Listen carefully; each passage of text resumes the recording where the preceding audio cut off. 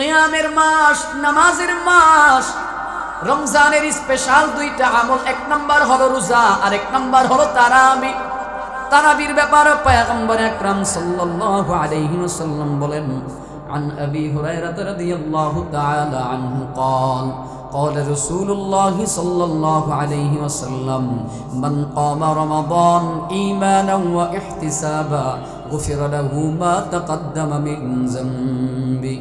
আবু হুরায়রা রাদিয়াল্লাহু তাআলা আনহু থেকে বর্ণিত, পয়গম্বর বলেন, রমজান মাসে যে মানুষটা ঈমানের সাথে সওয়াবের আশায় রাতের বেলা কিয়াম করবে, তারাবির সালাত আদায় করবে, আল্লাহ পাক রব্বুল আলামিন ওই বান্দার পিছনের সব গুনাহগুলোকে মাফ করে দিবে। তাহলে এক নাম্বার পয়েন্ট জানলাম, এই মাসটা হলো সিয়ামের মাস এবং কিয়ামের মাস। দ্বিতীয় নম্বরে এই রমজান মাসটা হলো কুরআনুল কারীম নাজিল হওয়ার মাস। এই রমজান মাসটা কেন এত দামি বলে তার পিছনে বড় একটা কারণ হলো, এই রমজানুল মুবারকে আল্লাহ তাআলা আপনার আমার জন্য কুরআনুল কারীমটা আল্লাহ তাআলা নাজিল করেছেন।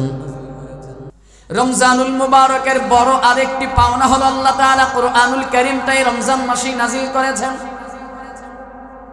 বলে আল্লাহ পাক রব্বুল আলামিন লৌহে মাহফুজ থেকে পূর্ণ কুরআনুল কারীমটাকে একসাথে একত্রিতভাবে এই রমাদানুল মুবারকেই আল্লাহ পাক রব্বুল আলামিন প্রথম আসমানে আল্লাহ তাআলা এই রমজান মাসে নাজিল করেছেন। এজন্যই কুরআনুল কারীম নাজিল হওয়ার কারণে রমজানের এমন দাম, এত দাম। আল্লাহ পাক রব্বুল আলামিন এজন্য কুরআনুল কারীমের মধ্যে জানায়া দেয় এই মাসটা হলো কুরআন নাজিলের মাস। এজন্যই তো আল্লাহ পাক রব্বুল আলামিন সূরা বাকারার 185 নম্বর আয়াতে কারিমার মধ্যে জানায়া দেয়, শাহরু রমাদানাল্লাযী উনজিলা ফীহিল কুরআন হুদাল লিন্নাস ওয়া বায়িনাতিন মিনাল হুদা ওয়াল ফুরকান ফামান শাহিদা মিনকুমুশ শাহরা ফালইয়াসুমহু। আল্লাহ পাক রব্বুল আলামিন জানায়া দেয়, শাহরু রমাদান, এই রমজান মাসটা হলো এমন একটা মাস, আল্লাযী উনজিলা ফীহিল কুরআন, যে মাসে আল্লাহ তাআলা কুরআনুল কারীমটাকে নাজিল করেছেন, কুরআনটাকে নাজিল করেছেন। হুদাল লিন্নাস, কি জন্য এই কুরআনটাকে নাজিল করলেন? বলে মানব জাতির হেদায়েতের জন্য আল্লাহ তাআলা এই কুরআনটাকে নাজিল করেছেন। ওয়া বাইয়িনাতিন মিনাল হুদা ওয়াল ফুরকান, বলে এই কুরআনুল কারীমটা কেমন? বলে সুপথ প্রাপ্তির সুস্পষ্ট পথ নির্দেশিকা হিসাবে আল্লাহ তাআলা মানব জাতির জন্য কুরআনুল কারীমটাকে নাজিল করেছেন। বলে একেবারে সত্য মিথ্যার পার্থক্যকারী রূপে আল্লাহ তাআলা এই কুরআনুল কারীমটাকে দুনিয়াতে নাজিল করেছেন। আল্লাহ পাক রব্বুল আলামিন বলেন, ফামান শাহিদা মিনকুমুশ শাহরা ফালইয়াসুমহু, সুতরাং যারা এই রমজান মাসটাকে যারা পেয়ে যাইবা, তোমরা রমজান মাসে আল্লাহ তাআলার সন্তুষ্টির জন্য পুরনো মাস তোমরা রোজা রাখো। আল্লাহ তাআলা রোজার কথা বলেছেন, এই কুরআনুল কারীমটা রমজান মাসে নাজিল হওয়ার কারণে এত দাম। এই মাসে নাজিল হওয়ার কারণে মাসটার দাম বেশি। আর এই কুরআনুল কারীমটা যেই রজনীতে নাজিল হয়েছে তার দাম কত? আল্লাহ পাক রব্বুল আলামিন জানায়া দেয়, এই কুরআনুল কারীমটা যে মাসের মধ্যে নাজিল হলো তার দাম সব মাসের চাইতে বেশি। বলে 12 মাসের মধ্যে সবচাইতে দামি মাসের নাম হলো রমাদান। এই রমজানুল মুবারক কুরআনুল কারীমের নাজিল হওয়ার কারণে এত দাম। ঠিক এই পুরনো কুরআনটা আল্লাহ তাআলা লৌহে মাহফুজ থেকে যে রজনীতে নাজিল করলেন, ওই রজনীর দাম কত? এই রমজান মাসের মধ্যে একটা রজনী আছে, যে রজনীটাকে আমরা লাইলাতুল কদর হিসেবে জেনে থাকি। ওই রজনীর দাম কত? আল্লাহ পাক রব্বুল আলামিন জানায়া দেয়, ইন্না আনজালনাহু ফি লাইলাতিল কদর ওয়া মা আদরাকা মা লাইলাতুল কদর লাইলাতুল কদরি খায়রুম মিন আলফি শাহর তানাজ্জালুল মালাইকাতু ওয়ার রূহু ফিহা তানাজ্জালুল মালাইকাতু তানাজ্জালুল মালাইকাতু ওয়ার রূহু ফিহা বিইজনি রাব্বিহিম মিন কুল্লি আমর সালামুন হিয়া হাত্তা মাতলাইল ফাজর। আল্লাহ তাআলা ওই রজনী সম্পর্কে কেমন দাম সেই রজনীটা বলে কুরআনুল কারীমের মধ্যে একটা 114টা সূরার মধ্যে ওই রজনী সম্পর্কে আল্লাহ তাআলা পূর্ণ একটা সূরা নাযিল করেছেন, সূরা কদর নামে।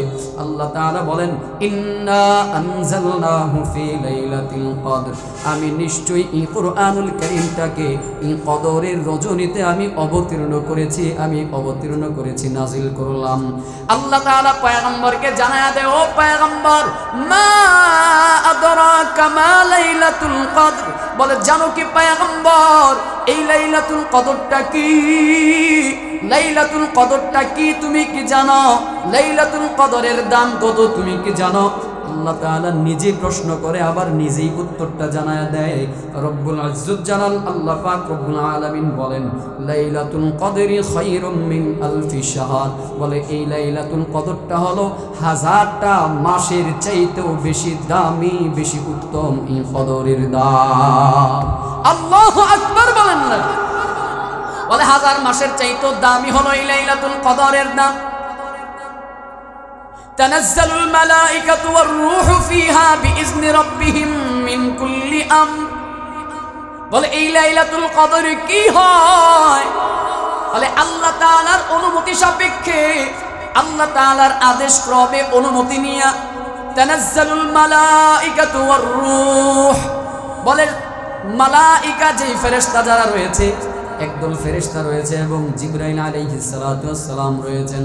বলে জিবরাইল আলাইহিস সালাতু ওয়াস সালামের নেতৃত্বে একদল ফেরেশতাকে নিয়ে জিবরাইল আলাইহিস সালাতু ওয়াস সালাম আল্লাহ তাআলার অনুমতি সাপেক্ষে দুনিয়ার আসমানের মধ্যে চলে আসেন। দুনিয়ার আসমানে আয়েশা তারা পাহারা দিতে থাকে, দেখতে থাকে কারা দাঁড়ায়া এই লাইলাতুল কদরে কারা কারা কিয়াম করে, লাইলাতুল কদরে কারা কারা রাত্রি জাগরণ করে, আল্লাহকে ডাকে, আল্লাহর সন্তুষ্টি তালাশ করে। তাদের জন্য ওই ফেরেশতারা আল্লাহর কাছে দোয়া করতে থাকে, সুপারিশ করতে থাকে, ও আল্লাহ তাদের গুনাহগুলোকে মাফ করে দাও, তাদের চাওয়াগুলোকে পূরণ করে দাও, তাদের দিলগুলোকে সাচ্চা বানায় দাও। ফেরেশতারা রূহ জিবরাইল আলাইহিস সালাতু ওয়াস সালাম সহ সব ফেরেশতারা ওই রজনীতে বান্দার জন্য আল্লাহর কাছে দোয়া আর সুপারিশ করতে থাকে। কতক্ষণ পর্যন্ত? সেটা কতক্ষণ পর্যন্ত? বলে ওই রাত্রটা হলো শান্তির একটা রাত্র, সালাম, শান্তিময় সেই রজনী। কতক্ষণ? সেই রজনীটা সালামুন হিয়া হাত্তা মাতলাইল ফাজর, বলে ফজর পর্যন্ত ওই রজনীতে আল্লাহ তাআলা রহমত, সাকিনা, বরকত নাজিল করতে থাকেন শুধু বান্দার জন্য রহমত। ফজর পর্যন্ত বান্দার জন্য শান্তি আর শান্তি, রহমত আর রহমত, বরকত আর বরকত আল্লাহ নাজিল করতেই থাকেন। এজন্য বলেন লাইলাতুল কদরের দাম আমাদের কাছে আছে না নাই? আর একটু আসতে বলেন না। রোজার দাম আছে না নাই? রমজানের গুরুত্ব আমাদের কাছে আছে না নাই? আল্লাহর পয়গম্বর মুহাম্মদুর রাসূলুল্লাহ এই লাইলাতুল কদর সম্পর্কে আরো একটা হাদিসের মধ্যে জানায়া দেয়। عن أبي هريرة رضي الله تعالى عنه قال قال رسول الله صلى الله عليه وسلم من قام ليلة القدر إيمانا واحتسابا غفر له ما تقدم من ذنبه। পয়গম্বর আকরাম সাল্লাল্লাহু আলাইহি ওয়াসাল্লাম জানায়া দেয়, বলে যে বান্দা ঈমানের সাথে নেকির আশায় লাইলাতুল কদরের রাত্রি জাগরণ করে কিয়াম করবে, জাগরণ করবে, নামাজ পড়বে, ইবাদত বন্দেগী করবে, পয়গম্বর জানায়া দেয় ঈমান ও ইহতিসাবা, ঈমানের সাথে নেকির আশায়, পয়গম্বর বলেন গফিরা লাহু মা তাকাদ্দামা মিন যামবি, আল্লাহ তাআলা ওই বান্দার জীবনের পিছের সব গুনাহগুলোকে মাফ করে দেয়। তাহলে এই রমজানের দাম আছে, লাইলাতুল কদরের দাম আছে। চলেন রমজান সম্পর্কে আরেকটু সামনের দিকে আগাই।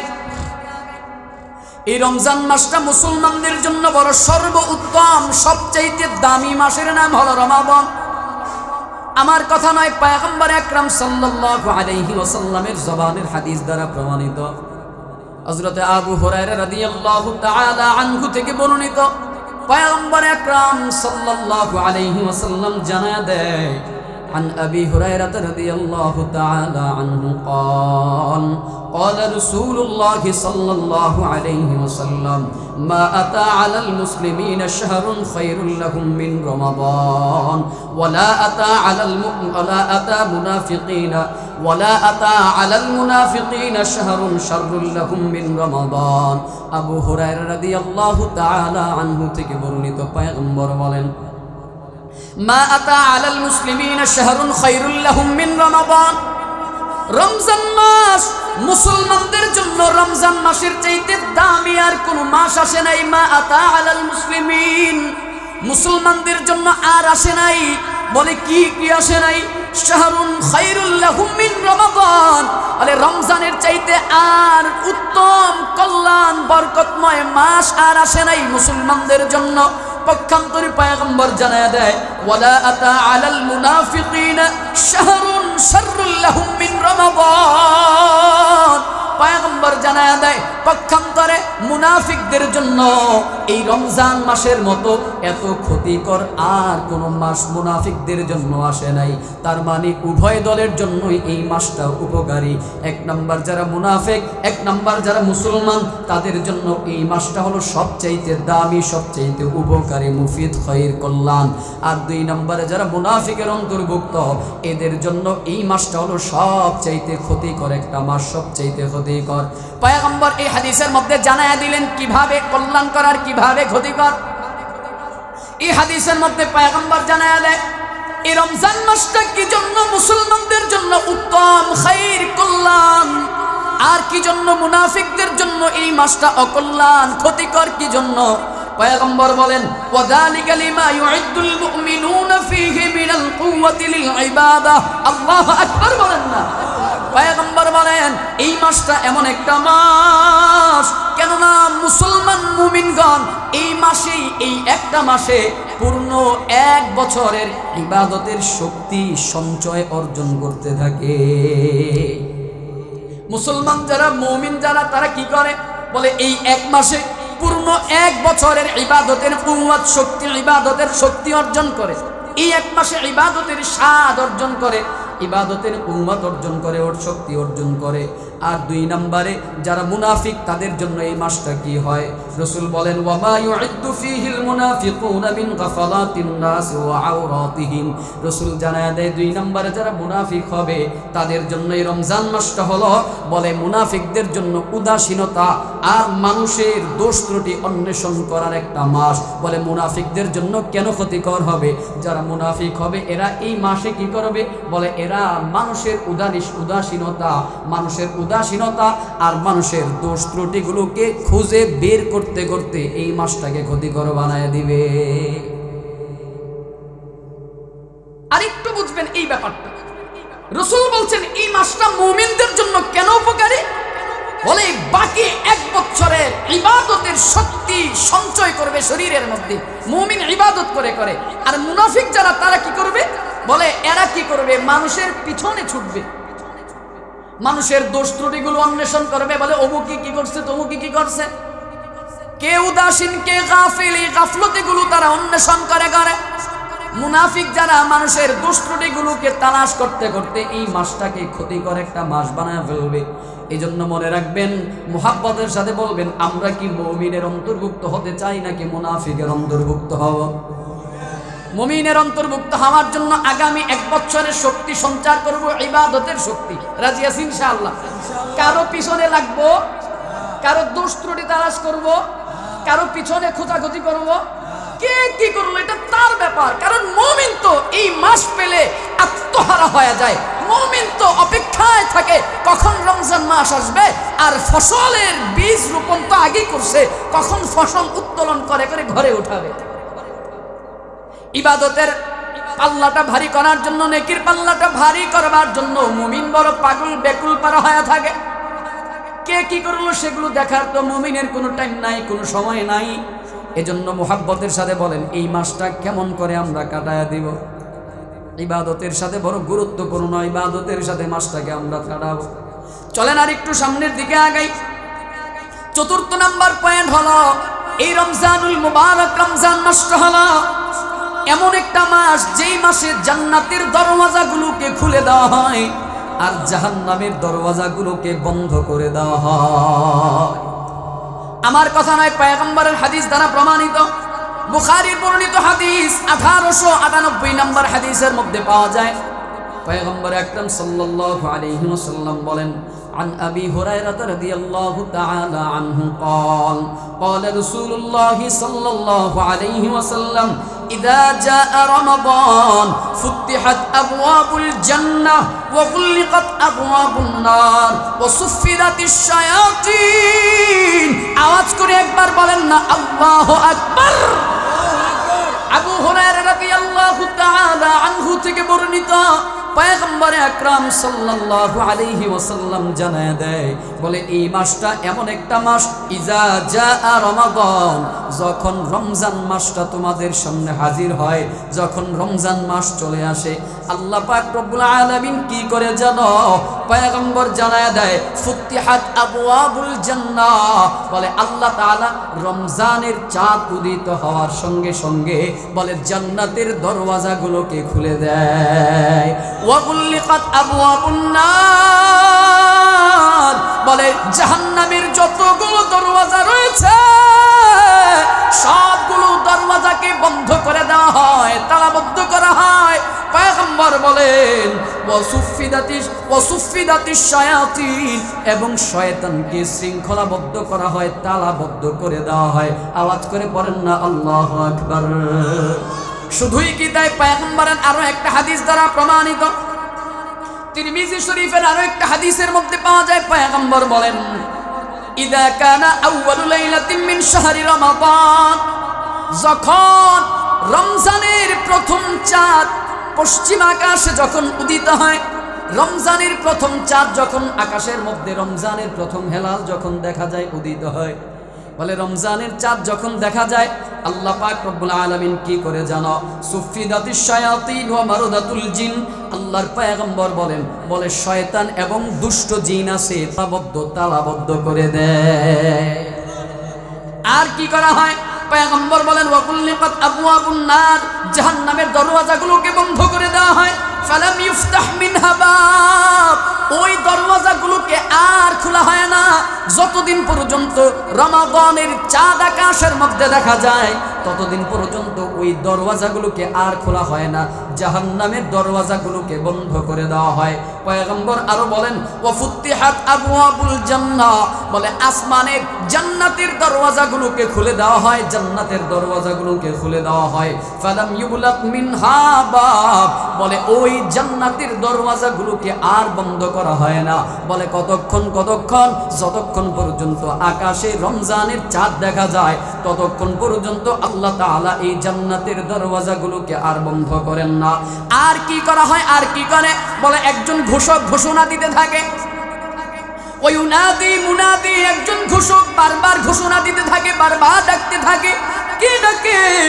ঘোষক ঘোষণা দিয়ে বারবার আপনাকে আমাকে ডাকতে থাকে, এ আয়। ঘোষক ঘোষণা দেয়, ইয়া বাগিয়াল খাইর আকবিল, ঘোষক ঘোষণা দেয়, এ কল্যাণের প্রার্থী, কল্যাণ প্রত্যাশী, সামনের দিকে অগ্রসর হও। ইয়া বাগিয়াল খাইর, এ কল্যাণের প্রত্যাশী আকবিল, বলে সামনের দিকে অগ্রসর হও, ইবাদতের ফসল তুমি উত্তোলন করতে থাকো, ইবাদতের মজা নাও, সামনের দিকে আগাও, সামনের দিকে অগ্রসর হও, আর বারবার ইবাদতের মজা নাও। পক্ষান্তরে বিপরীত দিকে আরো একদল লোককে ওই ঘোষক ঘোষণা দিয়ে বারবার ডাকতে থাকেন। বলে কি ডাকে? ওয়া বাগিয়াশ শাররি আকসির, এ অকল্যাণের প্রার্থী, এ অকল্যাণের প্রার্থী, আকসির, থেমে যাও, আর সামনের দিকে গুনাহের দিকে আর পা বাড়াইবা না, গুনাহের দিকে আর যেও না, থেমে যাও, আর গুনাহ করিস না।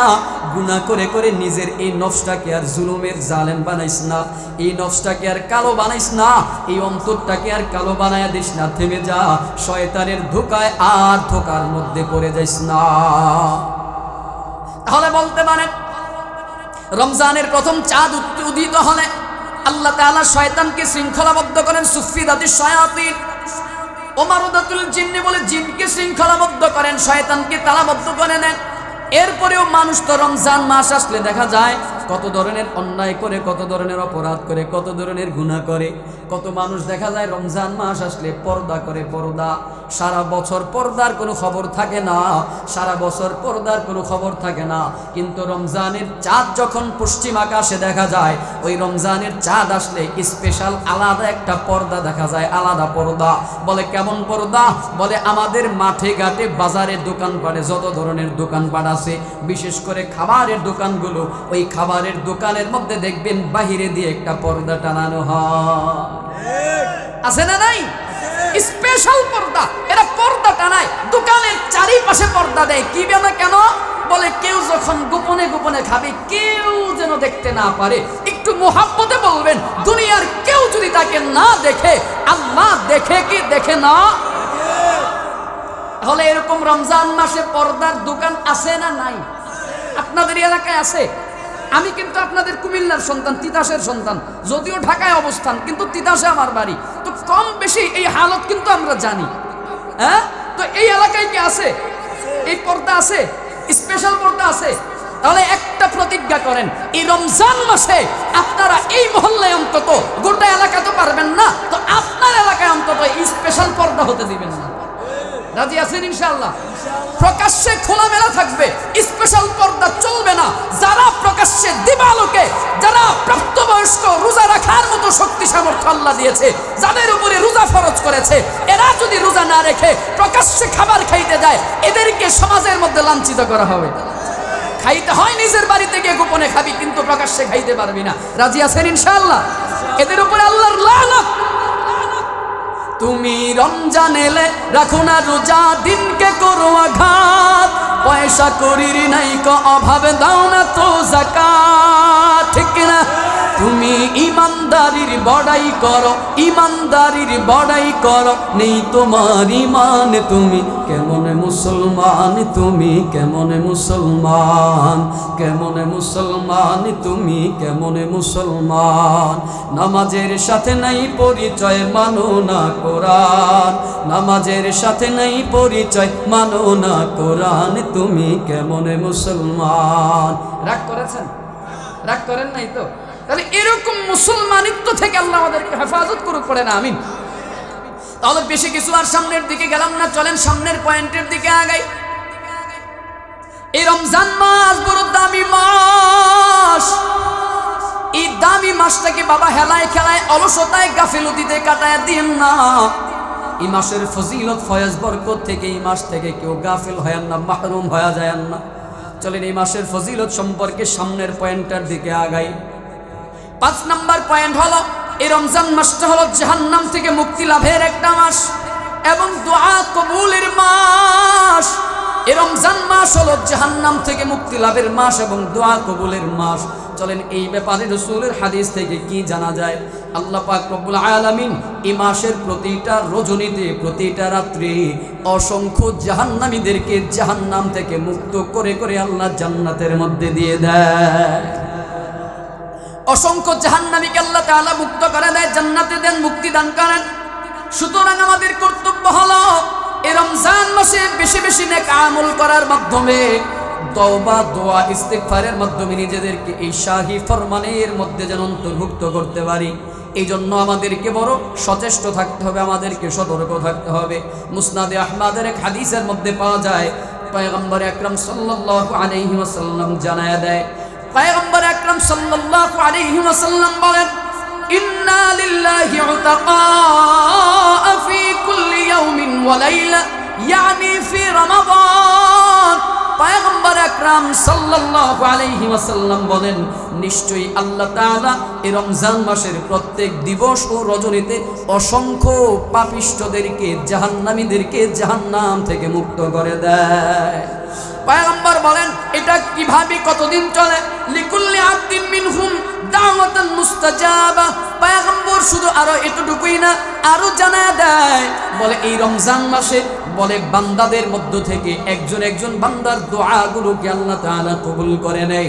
তার মানে বান্দা যখন দোয়া করে আল্লাহ আমাকে জাহান্নামের আযাব থেকে বাঁচায় দাও, আল্লাহ তাআলা ওই বান্দার দোয়াকে কবুল করে নেয়। কখন কবুল করে? হাদিস দ্বারা প্রমাণিত।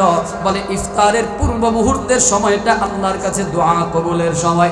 চলেন আর একটু সামনের দিকে আগাই। পয়গম্বর আকরাম সাল্লাল্লাহু আলাইহি ওয়াসাল্লাম ইবনে মাজার আরেক বর্ণনার মধ্যে পাওয়া যায় হযরত জাবের রাদিয়াল্লাহু তাআলা আনহু থেকে বর্ণিত। আন জাবের রাদিয়াল্লাহু তাআলা আনহু قال قال رسول الله صلى الله عليه وسلم إن لله عند كل فطر عتقاء وذلك في كل ليلة। পয়গম্বর আকরাম সাল্লাল্লাহু আলাইহি ওয়াসাল্লাম জানায় দেয় নিশ্চয়ই আল্লাহ তাআলা বলে ইফতারির সময় অসংখ্য ব্যক্তিদেরকে জাহান্নামের আযাব থেকে আল্লাহ মাফ করে দেয়। ওয়াযালিকা ফি কুল্লি লাইলা, এবং সেটা প্রতিটা রজনীতে চলমান, প্রতি রজনীতে চলতে থাকে। কতদিন? বলে যতদিন রমজানের চাঁদ আকাশে দেখা যায়, যতদিন রমজানের চাঁদ আকাশে দেখা যায় ততদিন নতুন চাঁদ উঠবে, ততদিন পর্যন্ত ইফতারির সময় আল্লাহ তাআলা অসংখ্য জাহান্নামীদেরকে নাজাত দিয়ে দিয়ে আল্লাহ মুক্ত করে দেয়, তাদেরকে জান্নাতি হিসাবে কবুল করে নেয়। এজন্য ইফতারির সময়টা বড় গুরুত্বপূর্ণ একটা সময়, বড় গুরুত্বপূর্ণ একটা সময়। এজন্য আমরা নিয়ত করব ইফতার এবং তাহাজ্জুদের সময়, সাহারির সময়টা, এই দুইটা সময় নিজেদেরকে একটু সেট করব। 10টা মিনিট আল্লাহর জন্য একটু আলাদাভাবে সময় সেট করে নিব। তাহাজ্জুদের সময়, সাহারির সময় তো জাগ্রত হবেই খাওয়ার জন্য। সাহারি খাওয়ার জন্য যখন জাগ্রত হব ওই সময়টায় 10 মিনিট সময় হাতের মধ্যে নিয়া সাহারি খাওয়ার পূর্ব মুহূর্তে 10টা মিনিট আল্লাহ তাআলার কুদরতি পায়ে 2টা সেজদা দিব।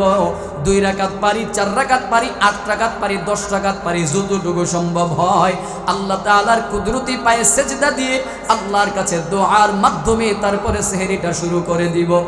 আর আরেকটা সময় হলো ইফতারির পূর্ব মুহূর্তের সময়। আমাদের অবস্থা হলো একেবারে ইফতারির ঠিক 2 মিনিট 5 মিনিট আগে আমরা ইফতারি নিয়ে বসি। বিশেষ করে মহিলারা দেখা যায় এরা সময় মতো ইফতারির টাইম মতো বসতে পারে না। এদিকে আজান দিতেছে, গ্রাম অঞ্চলের মাদের কথা বলতেছে। আমার গ্রাম অঞ্চলের মায়েরা বিশেষ করে এরকম, তাদের হাতে এমন সময়টা দেখা যায়। কারণ আমি তো গ্রামের সন্তান, আমি আমার নিজের মা সহ বিভিন্ন মা বোনদেরকে অনেক দেখেছি, ছোটবেলা অনেককে দেখেছি। ইফতারির সময়টা হয়ে গেলে এরা কি করে, রান্নাঘরের মধ্যে বসে বসে ইফতারির পানিটা পান করে। আবার কি করে, ওই বোটমরি পেঁয়াজু তো বানায় আলাদাভাবে, এরা রান্নাঘরের মধ্যে নিয়ে সেই বোটমরি আলাদা খায়, আলাদা খায়। এরা একসাথে বসে ইফতার করার মতো সুযোগ এদের হয় না। মা বোনদেরকে বলবো, রে মা, ইফতারের পূর্ব মুহূর্ত সময়টা বড় দামি একটা সময়। তোমার যতই হাতে কাজ থাকুক না কেন, তুমি ওই 10 মিনিট আগে কাজটা শুরু করে দাও, যেন ইফতারির 10 মিনিট আগে যেন তোমার সব ব্যস্ততা শেষ হয়ে যায়। 10টা মিনিট আগে তোমার সব কর্মব্যস্ততাকে বাদ দিয়া ইফতারিটাকে নিয়ে পরিবারের সবাইকে নিয়ে সামনে বৈশা ইফতারিটা শুরু করবা। পরিবারের সবাইকে নিয়ে ইফতারি করার পূর্ব মুহূর্তে আল্লাহ তাআলার দরবারে 2টা হাত উঠায়া দোয়া করবা, নিজের জন্য, পরিবারের জন্য, স্ত্রী সন্তানের জন্য, স্বামী সন্তানের জন্য, পরিবারের জন্য দোয়া করবা। আল্লাহর কসম, এই ইফতারের পূর্ব মুহূর্তের সময়ের দোয়াটা আল্লাহর দরবারে বড় মাকবুল। এই সময়টা বান্দা যেই দোয়া করে আল্লাহ তাআলা বান্দার ওই দোয়াটাকে কবুল করে নেয়। বড় দামি একটা সময়। অন্য আরেক বর্ণনার হাদিসের মধ্যে পাওয়া যায়, পয়গম্বর বলেন ইফতারির অনেক দাম, ইফতারির অনেক ফজিলত রয়েছে, ইফতারির অনেক মূল্য রয়েছে। কেমন দাম? ইফতারির অনেক দাম, ইফতারির অনেক মূল্য। পয়গম্বর আকরাম সাল্লাল্লাহু আলাইহি ওয়াসাল্লাম বলেন, রোজাদারকে কেউ যদি ইফতার করানো, কোন রোজাদারকে কেউ যদি ইফতার করায়, পয়গম্বর বলেন তার সওয়াব বৃদ্ধি এবং গুনাহ মাফের আমল হিসাবে ওই ইফতারিকে কবুল করে নেওয়া হয়। জাবের রাদিয়াল্লাহু তাআলা আনহু থেকে বর্ণিত একটা হাদিস একটু শোনায়া যায়। পয়গম্বর আকরাম সাল্লাল্লাহু আলাইহি ওয়াসাল্লামের জবানের হাদিস। হযরত সালমান ফারসি রাদিয়াল্লাহু তাআলা আনহু থেকে বর্ণিত। পয়গম্বর আকরাম সাল্লাল্লাহু আলাইহি ওয়াসাল্লাম জানায়া দেয়, যে ব্যক্তি কোনো রোজাদারকে ইফতার করাবে আল্লাহ তাআলা তার গুনাহগুলোকে মাফ করে দিবেন, তার গুনাহ মাফ হয়ে যাবে। এক নাম্বার, যে ব্যক্তি কোনো রোজাদারকে ইফতার করাবে আল্লাহ তাআলা তার গুনাহগুলোকে মাফ করে দিবে, তার গুনাহ মাফ হয়ে যাবে। এটা হলো এক নাম্বার। দুই নাম্বারে সে জাহান্নাম থেকে মুক্তি পাবে। তিন নাম্বারে রাসূল বলেন ওই রোজাদারের সমপরিমাণের সওয়াব ওই ইফতার করানো ব্যক্তির আমল নামার মধ্যে আল্লাহ তাআলা উঠায়া দিবে। তিনটা ফজিলতের কথা আল্লাহর পয়গম্বর বলেন, যে ব্যক্তি ইফতার করাবে রোজাদারকে, এক নাম্বার তার গুনাহকে আল্লাহ তাআলা মাফ করে দিবেন, দুই নম্বরে তাকে জাহান্নামের আযাব থেকে মুক্ত করে দিবেন, তিন নম্বরে আল্লাহ তাআলা যে ব্যক্তি ইফতার করাবে ওই রোজাদারের সমপরিমাণের সওয়াব নেকির আমলনামা ওই ইফতার করানো বান্দার আমলনামায় উঠে যাবে। তবে বলে রোজাদারের আমলনামা থেকে কোনো নেকির 1% কমবে না, কোনো কমে যাবে না। তাহলে বলেন তো ইফতারির ফজিলত আছে না নাই? এই হাদিসটা শোনার পরে সাহাবায়ে কেরাম বলে উঠলেন, ওগো পয়গম্বর, আমাদের তো এমন শক্তি নাই, আমাদের তো এমন সামর্থ্য নাই যে আমরা রোজাদারদেরকে তৃপ্তি সহকারে ইফতারি করাবো। ওই পরিমাণে সামর্থ্যবান তো আমরা না, আমাদের অনেকেরই তো এই পরিমাণে সামর্থ্য নেই। তাহলে কি আমরা এই ফজিলত থেকে মাহরুম হয়ে যাব? পয়গম্বর আকরাম সাল্লাল্লাহু আলাইহি ওয়াসাল্লাম জানায়া দেয়, ও সাহাবীরা শোনো, বলে এই ফজিলত পাওয়ার জন্য তৃপ্তি সহকারে ইফতারি করাইতে হবে না। বলে কতটুকু? বলে দুধ পানি মিশানো এক পেয়ালা দুধ অথবা একটা খেজুর অথবা এক ডুব পানি দিয়েও যদি ইফতারি করায় তাহলেও এই পরিমাণে ফজিলত আল্লাহ তাআলা আমলনামায় দিবে। পক্ষান্তরে কেউ যদি রোজাদারকে তৃপ্তি সহকারে ইফতারি করায়, পক্ষান্তরে কেউ যদি তৃপ্তি সহকারে ইফতারি করায়, আল্লাহর পয়গম্বর জানায়া দেয় আমার হাউজে কাউসার থেকে, হাউজে কাউসার তো আপনার আমার পয়গম্বরের শান, হাউজে কাউসার তো আপনার আমার পয়গম্বরের একটা শান, আপনার আমার পয়গম্বরের মান। রাসূল বলেন কেউ যদি রোজাদারকে তৃপ্তি সহকারে ইফতারি করায় ওই আমার হাউজে কাউসার থেকে আল্লাহ তাআলা ওই ইফতার করানো বান্দাকে এক পেয়ালা কাউসারের পানি পান করায় দিবে, যার বদৌলতে ওই বান্দা জান্নাতে ঢোকার আগ পর্যন্ত আর কোনোদিন তৃষ্ণার্ত হবে না।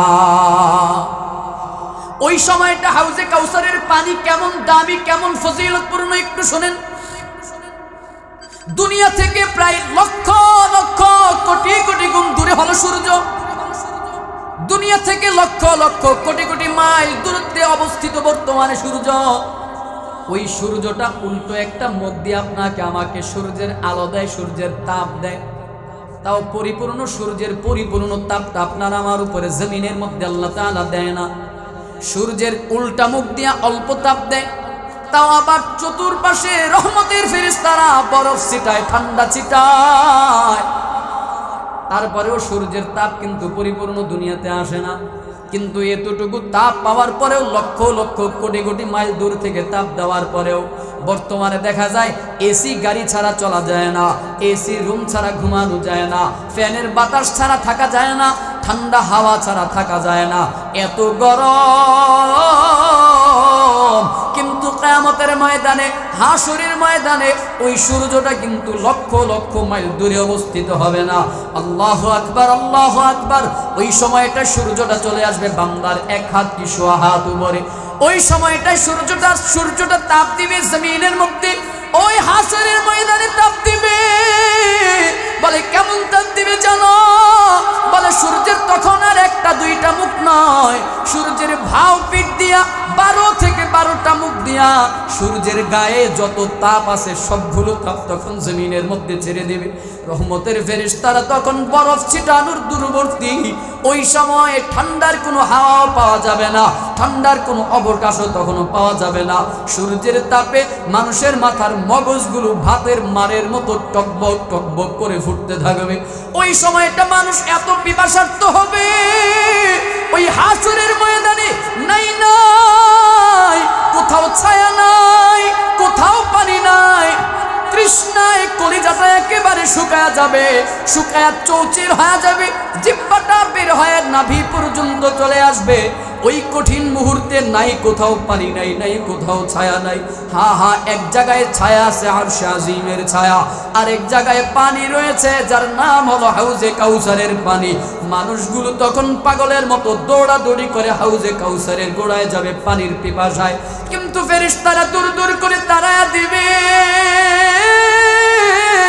ফেরেশতারা দূর দূর করে তাড়া দিবে, না রে বান্দা, না, তোর জন্য পানি না। ওই কঠিন মুহূর্তে আপনার আমার পয়গম্বর মুহাম্মদুর রাসূলুল্লাহ সাল্লাল্লাহু আলাইহি ওয়াসাল্লাম জানায়া দেয়, বলে ওই কঠিন মুহূর্তে এক পেয়ালা কাউসারের পানি আল্লাহ তাআলা পান করায়া দিবে। বলে কাদেরকে? বলে যারা দুনিয়াতে একজন রোজাদারকে তৃপ্তি সহকারে পেট উদর পূর্তি করে ইফতার করাবে। ইফতারির ফজিলত আমাদের আছে না নাই? আমরা তো মনে করি ইফতারি খাইতে যাই না, মনে করি দূর ইচ্ছা কি খাইতে যাবো, আমার ঘরে কি ইফতার নাই? অনেকে মনে করি এরকম, আমার ঘরে তো ইফতার আছে, তাইলে কেন মানুষেরটা খাইতে যাব? না রে বাবা, না, এই চিন্তার কোনো অবকাশ নাই, এই চিন্তার কোনো সুযোগ নাই। ইফতার এটা নিয়ামত, এটা বরকত। আল্লাহ তাআলা এই ইফতারের মধ্যে ফজিলত রেখেছেন, বরকত রেখেছেন, নিয়ামত রেখেছেন। এজন্য মসজিদের মধ্যে ইফতারির আয়োজন করা হয়, ইফতারি দেওয়া হয়। যে ব্যক্তি ইফতার দেয় ওই মানুষটা বড় আশা নিয়ে ইফতার দেয়, নেকির আশায় ইফতার দেয়। এজন্য না, এটাকে তুচ্ছ-তাচ্ছিল্য করা যাবে না। পরিবারের সাথে তো ইফতার করবই, সুযোগ থাকলে আমার মুমিন মুসলমান ভাইদের সঙ্গে একত্রে ইফতার করব। দাওয়াত দেওয়াও সুন্নাহ, দাওয়াত গ্রহণ করাও সুন্নাহ। বলে ইফতারের দাওয়াত দিলে গ্রহণ করব, আমি নিজেও আবার মানুষকে দাওয়াত করে করে ইফতার খাওয়াবো। এজন্য বলেন আমরা ইফতারের পক্ষে থাকবো নাকি দূরে চলে যাব? থাকবো তো ইনশাআল্লাহ। ইফতারের ফজিলত গ্রহণ করবো তো ইনশাআল্লাহ। তাহলে চলেন আরো একটু সামনের দিকে আগাই। রমজান মাসের আরো একটা কদর হলো, 6 নাম্বার পয়েন্ট হলো, এই মাসটা হলো আমলের সওয়াব বহু গুণে বৃদ্ধির একটা মাস। এই রমজান মাসটা হলো আমলের সওয়াবকে বহু গুণে বৃদ্ধি করার মাস। পয়গম্বর আকরাম সাল্লাল্লাহু আলাইহি ওয়াসাল্লামের জবানের একটা হাদিস দ্বারা বোঝা যায়, ভালো করে খেয়াল করবেন। রমজান মাসের এই বৈশিষ্ট্য, এই রমজান মাসটা হলো আখিরাতের সওদা গ্রহণ করার মাস। পয়গম্বর আকরাম সাল্লাল্লাহু আলাইহি ওয়াসাল্লামের জবানের হাদিস দ্বারা প্রমাণিত, জবানের হাদিস দ্বারা জানা যায়। قال رسول الله صلى الله عليه وسلم عن عبد الله بن عباس رضي الله تعالى عنه قال قال رسول الله صلى الله عليه وسلم لامرأة من الأنصار। আব্দুল্লাহ ইবনে আব্বাস রাদিয়াল্লাহু তাআলা আনহু থেকে বর্ণিত, তিনি বলেন পয়গম্বর আকরাম সাল্লাল্লাহু আলাইহি ওয়াসাল্লাম আনসারী একজন মহিলাকে ডাক দিয়ে বললেন, একজন মহিলাকে পয়গম্বর ডাক দিয়ে বললেন, তুমি কেন হজ করতে গেলা না? একজন আনসারী মহিলাকে পয়গম্বর ডাক দিয়ে বলেন, কেন তুমি হজ করতে যাও না, কেন তুমি আমাদের সাথে হজ করলা না? ওই মহিলাটা তখন জবাব দিল, পয়গম্বর আমাদের পরিবারের মধ্যে 2টা পানি বহনকারী ওট রয়েছে, 2টা ওট রয়েছে পানি বহনকারী। এই 2টা ওটের মধ্য থেকে একটা ওট দিয়া আমার স্বামী এবং আমার সন্তানেরা হজ করতে গেল, আরেকটা ওট আমাদের পরিবারের সদস্যদের জন্য রেখে গেলেন পানি বহন করার জন্য, যার কারণে আমি হজ করতে যেতে পারলাম না, হজ করতে পারি নাই। পয়গম্বর আকরাম সাল্লাল্লাহু আলাইহি ওয়াসাল্লাম তখন ওই মহিলাকে ডেকে ডেকে বললেন, ও মহিলা শোনো। পয়গম্বর বলেন, ইদা জাআ রমাদান ফাতামিরি ফাইন্না উমরাতান ফীহি তা'দিলু হাজ্জা। পয়গম্বর আকরাম সাল্লাল্লাহু আলাইহি ওয়াসাল্লাম জানায়া দেয়, ইদা জাআ রমাদান, যখন রমজান মাস আসবে, পয়গম্বর বলেন ফাতামিরি, ওই রমজান মাসে তুমি উমরা করতে যাইবা, রমজান মাসে উমরা করবা। রাসূল বলেন ফাইন্না উমরাতান ফীহি তা'দিলু হাজ্জা। রাসূল বলেন কেন না, এই রমজান মাসে কেউ যদি একটা উমরা করে আল্লাহ তাআলা ওই বান্দাকে একটা কবুল হজ্জের সমপরিমাণ সওয়াব আমলনামায় লিখে দেয়। কেউ যদি রমজান মাসে একটা হজ করে উমরা করে, কেউ যদি রমজান মাসে একটা উমরা করে, আল্লাহর পয়গম্বর বলেন, বলে ওই উমরার বিনিময়ে আল্লাহ তাআলা কবুল হজ্জের সমপরিমাণে সওয়াব আমলনামায় লিখে দেয়। মুসলিমের অন্য বর্ণনায় পাওয়া যায় পয়গম্বর বলেন, যে ব্যক্তি রমজান মাসে উমরা করবে আমার সাথে হজ করলে যেই পরিমাণে সওয়াব, ওই পরিমাণে সওয়াব আল্লাহ তাআলা আমল নামার মধ্যে উমরাকারীর আমল নামায় লিখে দেয়। একটা উমরা করলে কবুল হজ্জের সব আমল নামার মধ্যে উঠে যায়। তাহলে এই মাসটার দাম আছে না নাই? আমাদের একটা কথা এই বিষয়ে একটু বলি। আমরা তো উমরা করতে যাই অনেকে, ঠিক না? অনেকে তো উমরা করতে যাই, কি করি? রমজান মাসের বাহিরে গিয়ে উমরা করি, অন্য মাসে করি। কেন? এখানে একটা কারণ আছে। এর একটা কারণ হলো রমজান মাসে উমরা করতে খরচটা অনেক বেশি। রমজান মাসে উমরা করতে টাকা একটু বেশি যায়, আর রমজানের বাহিরে উমরা করতে গেলে খরচ একটু কমে যায়। যেমন 1,20,30,000 টাকায় অন্য মাসে করা যায়, আর রমজান মাসে উমরা করতে গেলে মোটামুটি 1.5 লাখ, 1,60,000-1,70,000 এরকম খরচ পড়ে যায়। মানে 20-30,000 টাকা সেভ করার জন্য আমরা কি করি? অন্য মাসে উমরা করতে যাই। কিন্তু এমনটা করা ঠিক না। মানে ঠিক না মতলব আমি বোঝানোর উদ্দেশ্য হলো এটার দ্বারা 20-30,000 টাকা হয়তো বেশি যাচ্ছে, কিন্তু আমার আমলের ক্ষতি হয়ে যাচ্ছে, আমলের লস হয়ে যাচ্ছে, আমার আমলের ঘাটতি পড়ে যাচ্ছে। আমার যদি 30-40,000 টাকা বেশিও যায়, তো এর দ্বারা কি হবে? বলে রমজান মাসে কেউ যদি একটা উমরা করে আল্লাহ তাআলা আমল নামায় একটা কবুল হজ্জের সওয়াব দিবে। পক্ষান্তরে কেউ যদি মক্কায় গিয়ে 1 ওয়াক্ত নামাজ আদায় করে, বাইতুল্লাহর হারামে কেউ যদি 1 ওয়াক্ত নামাজ আদায় করে রমজানের বাহিরে, তার আমল নামায় 1,00,000 রাকাতের সওয়াব লিখে দেয়। তো কেউ যদি 1 রাকাত নামাজ, যদি 1 ওয়াক্ত নামাজ যদি রমজান মাসে বাইতুল্লাহ আদায় করে, অন্য মাসে বলে 70 লক্ষ রাকাতের সওয়াব আমল নামায় উঠে যায়। অন্য মাসের 70 লক্ষ রাকাত সওয়াবের আমল নামায় উঠে যায়। এর জন্য একটু ক্যালকুলেশন করে দেখেন, 70 গুণ বেশি সওয়াব পাওয়া যাবে। তো কয় লাখ টাকা দিয়ে 70 গুণের সমপরিমাণ সওয়াব পাবো? বাকি এটা বোঝানোর, এটা বলার উদ্দেশ্য হচ্ছে আমরা যারা উমরা করার নিয়ত করি বা উমরা করতে চাই, নিজের মনটা একটু বোঝাবেন। যদিও টাকা একটু বেশি খরচ হয়, রমজান মাসে উমরা করব কেন? রমজানে উমরা করলে নেকি তো বেশি আছেই, পাশাপাশি আমল নামায় কবুল হজ্জের সওয়াব পাওয়া যাবে। এটা আমার জবানের কথা নয়, রাসূলের জবানের হাদিস। বলেন রাসূলের হাদিস সত্য না মিথ্যা?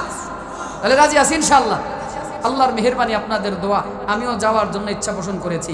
আগামী পরশুদিন বৃহস্পতিবার দুপুরে ফ্লাইট। যদি আল্লাহ কবুল করে রমজান মাসটা পূর্ণ তো আর পারবো না, মসজিদের দায়িত্ব আছে, অর্ধেক রমাদান ওখানে কাটাবার নিয়ত আছে। আল্লাহ কবুল করুক, পড়েন আমিন। তাহলে এই রমজান মাসটা হলো কি? আমলের কি বলে, এই মাসের 6 নম্বর পয়েন্ট হলো আমলের সওয়াব বহু গুণে বৃদ্ধি করার মাস হলো এই রমজান মাস। আমরা সহজে একটা কথা বলে ফেলি, 1/70, 1/70। এটা কখনকার জন্য প্রযোজ্য? রমজানের জন্য, রমজান মাসের জন্য প্রযোজ্য। এটা কিন্তু সহি কথা, এটা কিন্তু সহি কথা, এটা কিন্তু উড়ায় দিয়েন না বাবা। রমজান মাস মানে 1/70। এবার যেই দিকেই যাবেন, 1 টাকা দান করবেন, 70 টাকা সম পরিমাণের সওয়াব। একটা নেকি অর্জন করবেন, 70 গুণ সওয়াব বেশি পাওয়া যাবে। এর জন্য এটা আমলের সওয়াবের, আমল নামার সওয়াব বহু গুণে বৃদ্ধি করার একটা মাস। তাহলে আমল বাড়াবো না কমাবো? রমজান মাসে আমল বৃদ্ধি করবো না কমায় দিব? রাজি আছি ইনশাআল্লাহ? সর্বশেষ আরেকটা পয়েন্ট নিয়ে আলোচনা করব। এই রমজান মাস কেমন মাস? বলে দানশীলতার একটা মাসের নাম হলো রমজান মাস। এই রমজান মাসটা হলো দানশীলতার একটা মাস। পয়গম্বর আকরাম সাল্লাল্লাহু আলাইহি ওয়াসাল্লাম ছিলেন দানশীলতার মধ্য থেকে সবচেয়ে বড় দানবীর। পয়গম্বর আকরাম সাল্লাল্লাহু আলাইহি ওয়াসাল্লাম দানশীলতার মধ্য থেকে সবচেয়ে বড় দানবীর ছিলেন পয়গম্বর। আন আব্দুল্লাহ ইবনে আব্বাস রাদিয়াল্লাহু তাআলা আনহু قال قال رسول الله قال كان رسول الله صلى الله عليه وسلم أجود الناس। আব্দুল্লাহ ইবনে আব্বাস রাদিয়াল্লাহু তাআলা আনহু থেকে বর্ণিত, তিনি বলেন কানা রাসূলুল্লাহ সাল্লাল্লাহু আলাইহি ওয়াসাল্লাম আজওয়াদান নাস। পয়গম্বর ছিলেন মানুষের মাঝে সবচাইতে শ্রেষ্ঠ দাতা, শ্রেষ্ঠ দাতা। যত মানুষ দুনিয়াতে রয়েছে, আব্দুল্লাহ ইবনে আব্বাস বলেন পয়গম্বর আকরাম সাল্লাল্লাহু আলাইহি ওয়াসাল্লাম হলেন যত দাতা আছে মানুষের মধ্যে সবচাইতে শ্রেষ্ঠ দাতার নাম হলেন মুহাম্মাদুর রাসূলুল্লাহ। পয়গম্বর আকরাম সাল্লাল্লাহু আলাইহি ওয়াসাল্লাম কেমন দাতা ছিলেন? ওয়া কানা আজওয়াদা মা ইয়াকুনু ফি রমাদান হিনা ইয়ালকাহু জিবরিল। আব্দুল্লাহ ইবনে আব্বাস রাদিয়াল্লাহু তাআলা আনহু বলেন, দাতা তার দানশীলতা অন্য সময়ের মধ্য থেকে, অন্য সময় হতে এই রমজান মাসে অধিক পরিমাণে বৃদ্ধি পেয়ে যেত, অধিক পরিমাণে বৃদ্ধি পেত। ওয়া কানা আজওয়াদা মা ইয়াকুনু ফীহি রমাদান, ফি রমাদান হিনা ইয়ালকাহু জিবরিল। বলে কোন মাসে বৃদ্ধি পেত? যে মাসে জিবরাইল আলাইহিস সালাতু ওয়াস সালাম পয়গম্বরের কাছে আগমন করতেন। সহিহ বুখারীর বর্ণনার হাদিস, পয়গম্বর বলেন, আব্দুল্লাহ ইবনে আব্বাস রাদিয়াল্লাহু তাআলা আনহু বলেন, জিবরাইল আলাইহিস সালাতু ওয়াস সালাম কোন মাসে বেশি আসতেন? বলে জিবরাইল আলাইহিস সালাতু ওয়াস সালাম রমজান মাসে সবচেয়ে বেশি পয়গম্বরের কাছে আসতেন। কত বেশি আসতেন? বলে রমজানের প্রতিটা রজনীতে জিবরাইল আলাইহিস সালাতু ওয়াস সালাম পয়গম্বরের কাছে হাজির হতেন। ওয়া কানা ইয়ালকাহু ফি কুল্লি লাইলাতিন মিন রমাদান ফায়ুদারিসুল কুরআন। ইবনে আব্বাস রাদিয়াল্লাহু তাআলা আনহু তিনি বলেন, পয়গম্বর আকরাম সাল্লাল্লাহু আলাইহি ওয়াসাল্লামের কাছে জিবরাইল আলাইহিস সালাতু ওয়াস সালাম রমজান মাসে প্রতি রজনীতে ফি কুল্লি লাইলা, রমজানের প্রতি রজনীতে জিবরাইল আলাইহিস সালাতু ওয়াস সালাম আগমন করতেন। বলে কি করতেন আগমন করে? ফায়ুদারিসুহুল কুরআন,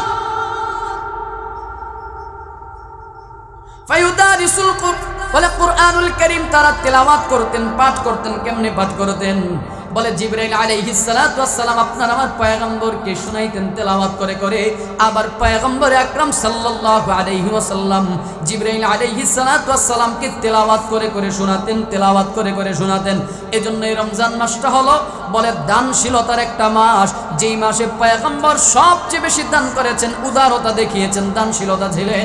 ওই দানশীলতার মাসেও আমরা বলেন দানশীল হব নাকি গাফেল হব? রাজি আছি ইনশাআল্লাহ? রমজান মাসে আমরা দানশীলতার হাত বাড়ায়া দিব, যেহেতু পয়গম্বরের অনুসারী, পয়গম্বরের উম্মত, যেহেতু আমরা পয়গম্বরের আশিকে রাসূল, এজন্য পয়গম্বরের আদর্শে আদর্শিত হব। যেই মাসে পয়গম্বর বেশি দান করতেন, ওই দানশীলতার মাসে আমরা নিজেরাও বেশি বেশি করে দান করার চেষ্টা করব। আশেপাশে খেয়াল রাখবো, একটু খোঁজ খবর রাখবো, আশেপাশে দৃষ্টি দিব, কারা একটু দরিদ্র অবস্থায় আছে রমজান মাসে, কারা একটু ঝামেলার মধ্যে আছে, কারা একটু রমজান মাসে সমস্যার মধ্যে আছে, এদের প্রতি একটু দৃষ্টির আরোপ করব, দৃষ্টি দিব, এদের খোঁজ খবর নিব, প্রতিবেশীর হক আদায় করব। রাজি আছি তো ইনশাআল্লাহ?